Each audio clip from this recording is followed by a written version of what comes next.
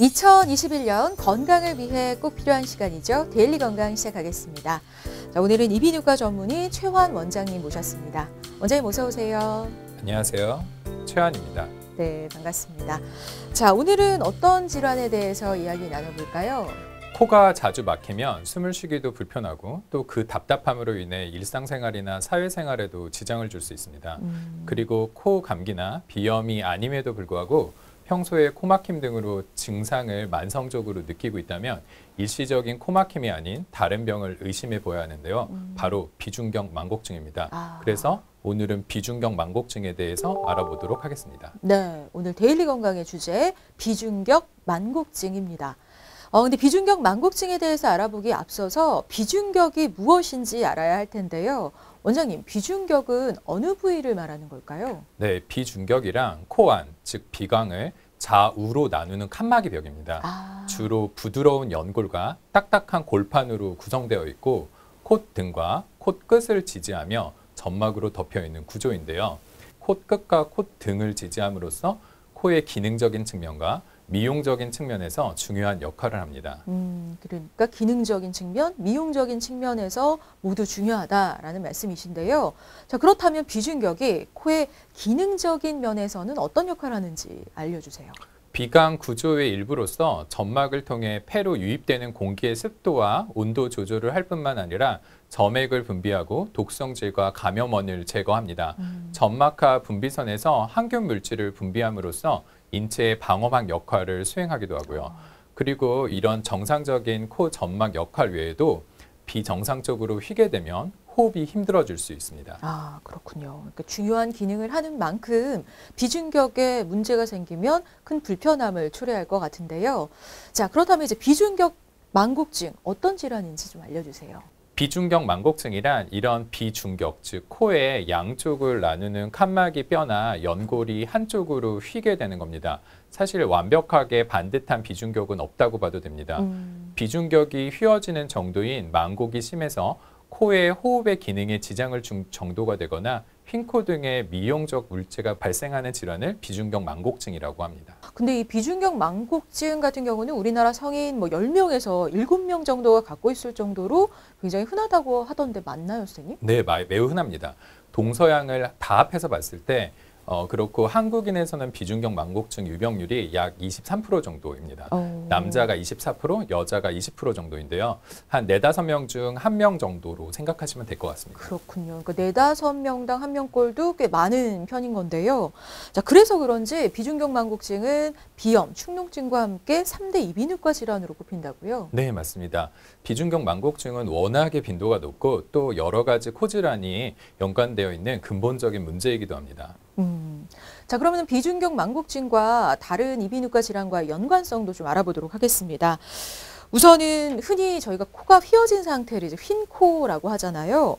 비중격 망곡을 이제 육안으로 볼 때 휜 코랑은 어떻게 좀 다른 걸까요? 네. 물론 비중격 자체만 휘어 있고 외관상으로는 똑바로 보이는 경우도 있지만 바깥코, 즉 외비의 지붕이라고 할 때 이를 받쳐주는 기둥의 역할을 하는 것이 비중격이기 때문에 비중격 망곡증이 심하면 육안으로도 바깥코가 같이 휘는 경우가 많습니다. 네. 반대로 바깥코가 휜 사람은 거의 비중격 망곡증을 동반한다고 볼 수도 있습니다. 그렇군요. 자, 그럼 비중격 망곡증이 그 코막힘이 대표적인 증상으로 나타나는 비염과도 연관성이 좀 있는지 궁금해요. 원래 비염은 코 막힘, 콧물, 재채기, 코 간지럼 등의 증상이 있고 비염의 종류도 하나가 아니라 알레르기성, 호산구성, 비유성, 혈관운동성 등 다양한 비염이 있는데요. 네. 비염이에서 코까지 휘어져 있으면 안 휘어 있는 분보다 코가 휘어 있는 부분이 훨씬 더 코막힘이 쉽게 올 수가 있습니다. 그렇군요. 그러니까 정리해보면 비염에는 다양한 원인이 있고 또 비중격 망곡이 있으면 코막힘은 훨씬 심해질 수 있다 생각하면 되겠네요. 예, 맞습니다. 네. 자, 그럼 비염 아닌 축농증과의 연관성도 좀 짚어볼까요? 축농증은 다른 말로 부비동염입니다. 네. 부비동이라고 하는 거는 얼굴 안에 실제 동굴이 있는데요. 이 동굴 입구가 원래 되게 좁습니다. 그런데 여기에 비중격 망곡이 있어서 코뼈가 휘게 되면 이 휜 뼈가 동굴 입구를 막아서 부비동염이 생기는 경우가 있습니다. 아, 그렇군요. 네. 자, 그러니까 다시 말해서 여러 이비인후과 질환들의 원인이 되는 셈이네요. 네. 네. 자, 그럼 지금부터는 어떤 이유로 비중격 만곡증이 생기는지 알아보겠습니다. 비중격, 왜 휘어지는 걸까요? 사실 환자 각각의 개인이 휘는 원인을 전혀 알 수는 없습니다. 대표적인 가설로 한 4가지 정도 말씀드리겠습니다. 우선 모든 사람의 얼굴이 대칭이 아니지 않습니까? 양쪽 얼굴이 다 다른데요. 네. 자라면서 양쪽 얼굴이 대칭이 아니게 자라니까 비중격은 이제 가운데 하나니까 양쪽에서 힘을 다르게 받아서 휜다는 이론이 있고 네. 제왕절개하지 않고 자연분만 하시는 경우에 출산 시 엄마의 자궁 벽에 부닥치면서 휜다는 이론도 있습니다. 그리고 유전적 요인으로 엄마 아빠 눈 모양 닮듯이 코 휘는 것도 닮는 거죠. 마지막으로 이제 자라면서 싸우거나 넘어지거나 다치는 경우입니다. 그렇군요. 자, 저는 사실은 이제 외상에 의해서 비중격이 많이 휘어질 거다라고 생각을 했는데 선천적인 경우도 있었네요. 자, 그리고 유전적인 영향도 말씀을 해주셨는데 비중격 휜 모양, 그럼 가족 간에 이렇게 비슷하게 나타나는 건가요? 네, 비중격의 휜 모양이 부모 자식 간에 비슷한 모양의 경우가 많이 있습니다. 실제로 아버지와 아들, 어머니와 딸이 동시에 수술을 받는 경우도 많이 있습니다. 그렇군요. 자, 그러면은 또 본인이 인지할 정도로 큰 외상이 아니어도 비중격이 좀 휘어질 수도 있나요? 그렇습니다. 코의 성장이 크게 3단계로 나뉘는데 1에서 5세, 11에서 17세는 급속하게 성장하고 6에서 10세 때는 이제 천천히 성장하게 됩니다. 특히 급속 성장기에는 작은 손상에도 장시간에 걸쳐 변형을 일으킬 수가 있기 때문에 비중격의 성장판이 완전히 골화가 되는 17살까지는 주의해야 됩니다. 그렇군요. 자, 그러면 뭐 코를 심하게 푸는 뭐 그런 작은 충격들이 계속적으로 반복되는 경우 이런 것들도 비중격 만곡에 좀 영향을 미칠 수 있을까요? 보통 비중격 만곡증이 있어서 병원에 오시는 분들이 코가 자주 막혀서 코를 심하게 푸는 경우가 많은데요. 네네. 그런 경우 보호자들이 이제 코를 자주 풀어서 휜 거 아니냐 물어보시는데 풀어서 휜 게 아니라 이제 코가 휘어서 막히니까 자주 풀게 되는 경우가 더 많습니다. 그렇군요. 그러니까 바뀐 거네요, 네. 순서가. 네. 자, 그럼 이렇게 비중격 만곡으로 인해 나타날 수 있는 증상에는 어떤 것들이 있는지 좀 자세하게 그럼 살펴볼까요? 우선은 코 막힘, 그로 인한 두통, 이런 걸 비성 두통이라고 합니다. 또 옛날부터 코 막히면 공부에 지장을 준다고 하지 않습니까? 네.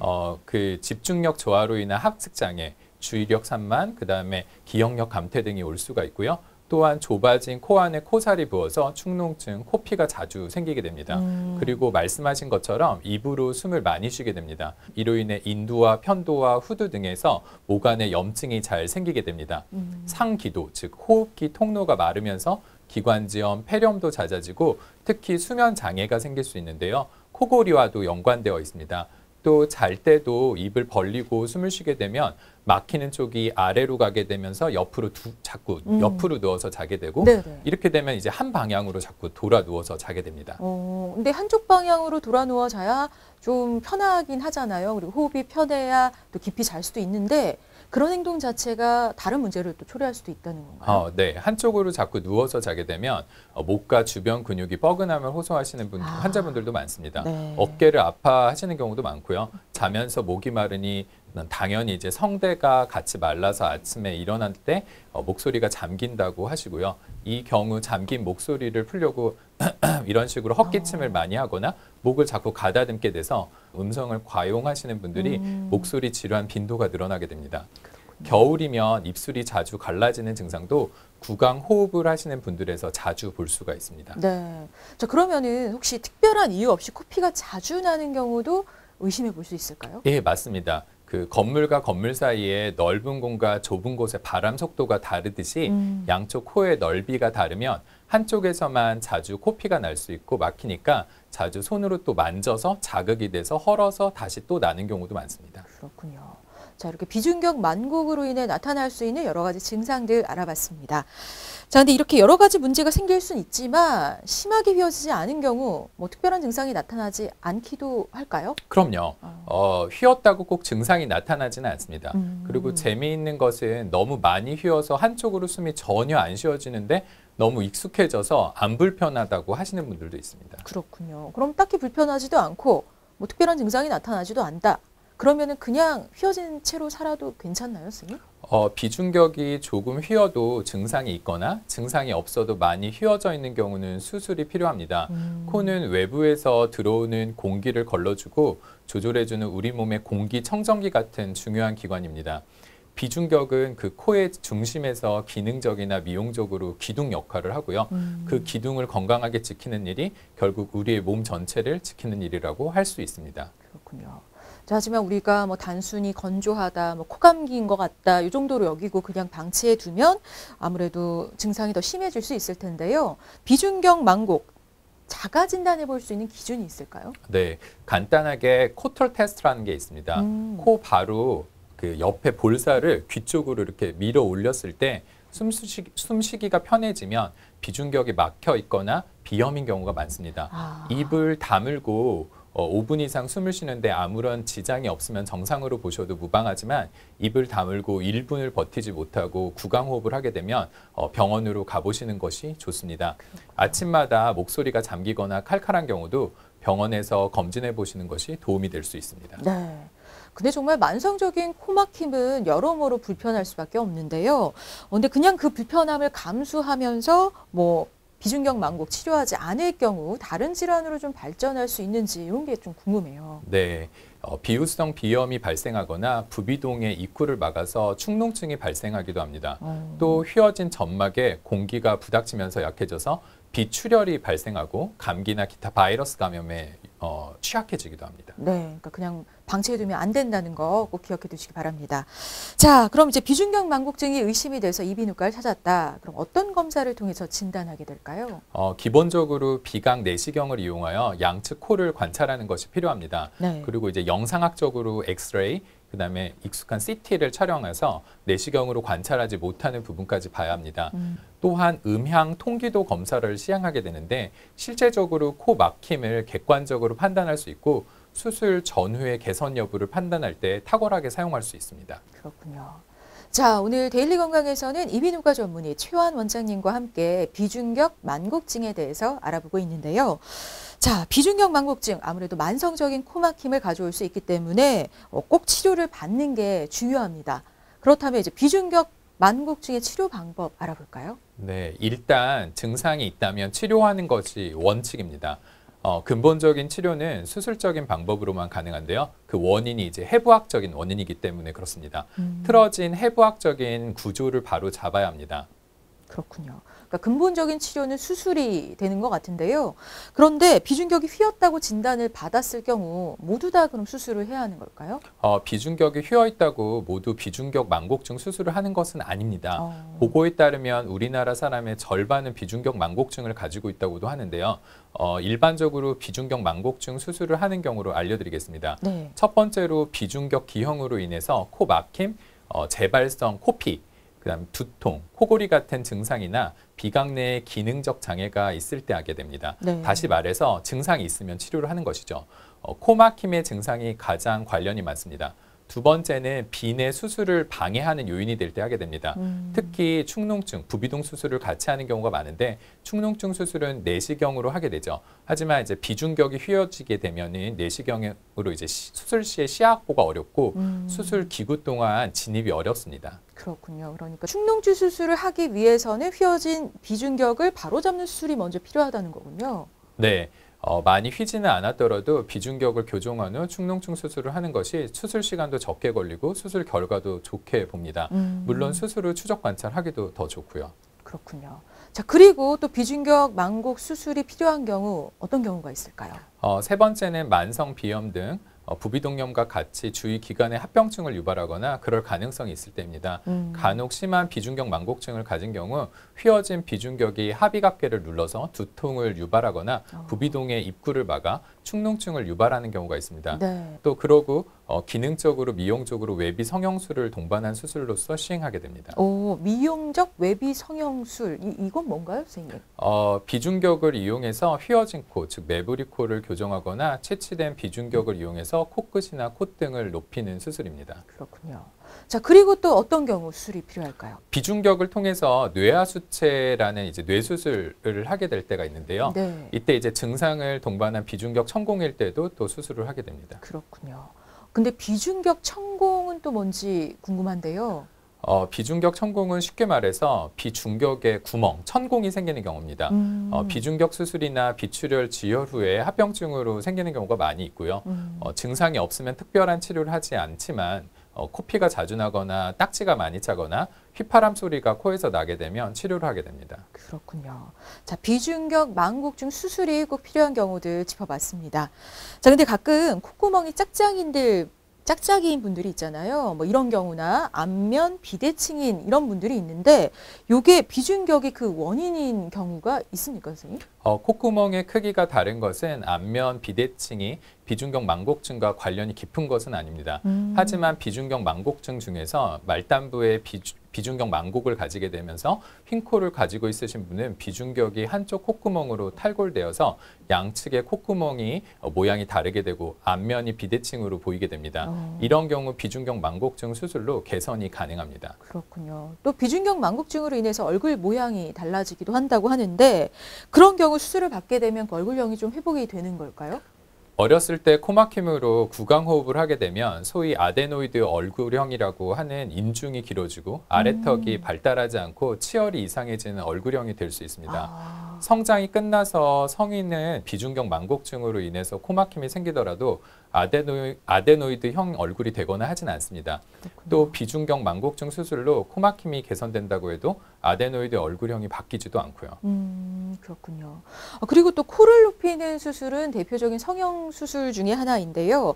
비중격 망곡증 수술과 코를 높이는 수술 동시에 할 수 있는지 또 아무래도 코를 높이는 수술을 하다 보면 비강이 넓어져서 코막힘이 자연스럽게 좋아질 수도 있을 것 같은데 이런 것들 궁금합니다, 선생님. 코끝을 높이는 데는 비중격이 가장 좋은 재료 중 하나입니다. 콧등은 비중격으로 약간 높일 수 있지만 많이 높이기를 원한다면 보형물을 사용하게 됩니다. 그리고 코를 높인다고 비강이 넓어지지는 않습니다. 높이는 수술로 코 막힘이 개선된다기보다는 같이 시행하는 휜 코 수술로 인해 코 막힘이 개선되는 거죠. 그렇군요.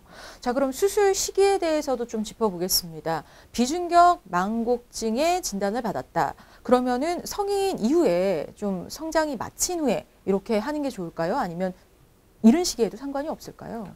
너무 심한 경우는 어릴 때 시행하기도 하지만 성장이 어느 정도 된 후에 수술을 하는 것을 권장합니다.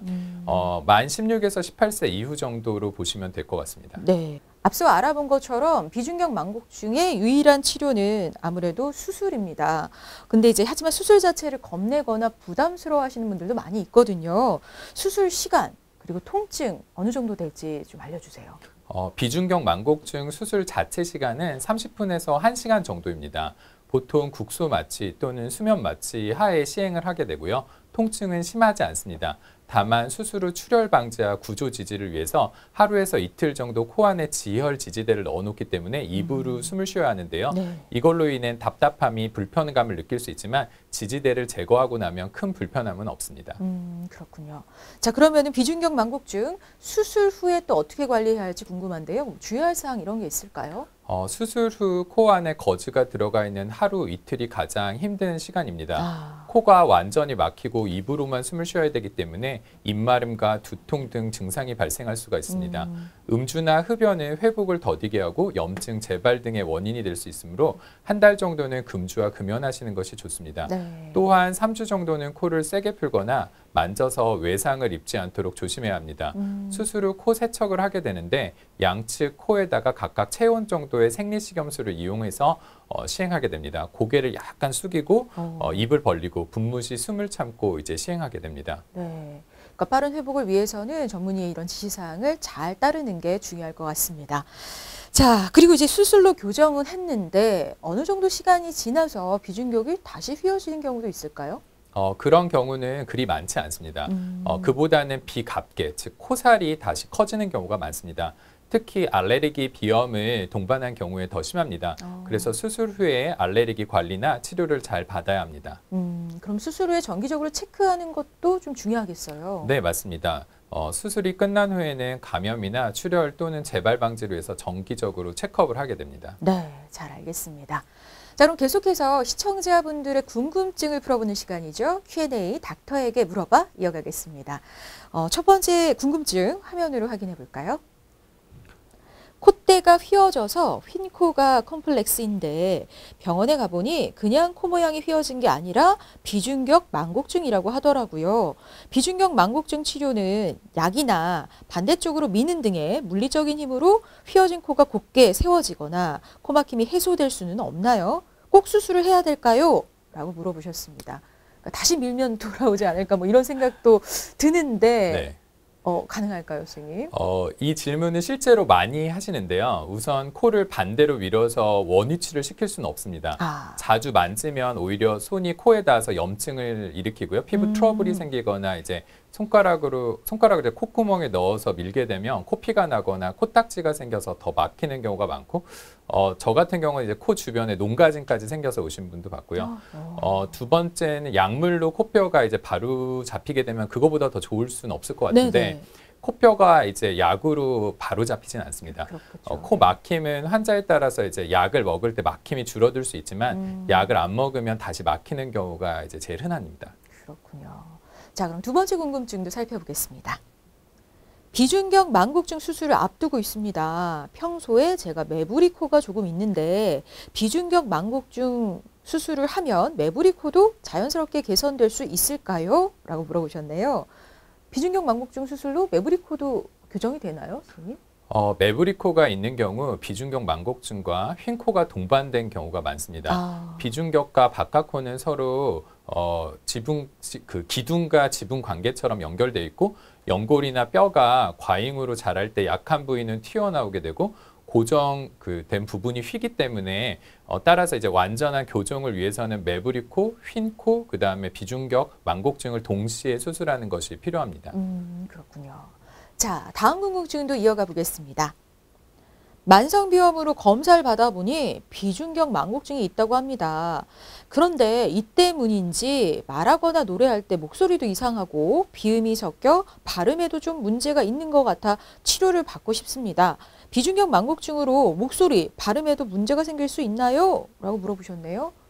코막힘이 생기면 당연하게 노래할 때 비음이 생길 수 있습니다. 그리고 노래를 하면서 호흡을 하게 되는데 이 호흡 시에 숨을 쉴 때 막힌 코로 소리가 들어가게 되면 이렇게 노래를 부르다가 숨을 쉬지 않습니까? 이때 이제 숨소리가 크게 나서 듣는 사람에게 이제 불쾌감을 줄 수도 있습니다. 그렇군요.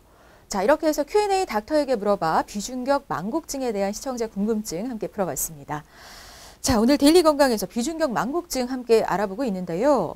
마지막 질문 드릴게요. 그러니까 후천적인 부분으로 비중격 망곡증이 생기는 부분, 이런 거를 막을 수 있는 방법 있으면 좀 알려주세요. 후천적 원인은 다치는 건데 사실 방지하기가 어렵습니다. 어렸을 때 이제 싸우거나 이제 다치게 되면은 이제 그거를 방지할 수는 없지 않습니까? 그리고 이제 최근에는 이어폰을 끼고 유튜브를 보면서 걷다가 넘어지는 경우도 많이 있습니다. 네. 스마트폰을 보면서 걷는 건 피해야겠죠. 그리고 친구들이 배드민턴을 하거나 뭔가 야구처럼 이제 휘두르는 장난을 하면 주변으로는 무조건 가지 말고 조심해야죠. 피해야 될 거를 이제 권고드리고요. 조심해서 했는데도 다친다면 바로 병원을 찾아서 충격에 의한 변형 유무를 확인하고 초기에 적절한 대처를 하는 것이 좋겠습니다. 네. 그러니까 비중격 망곡증, 물론 적극적인 치료도 필요하지만 조기 발견과 진단 역시 중요하다는 거 꼭 기억해 주시기 바랍니다. 쉽게 풀어가는 건강 이야기 데일리 건강 오늘 여기까지고요. 최원 원장님과 함께했습니다. 원장님 고맙습니다. 네, 감사합니다.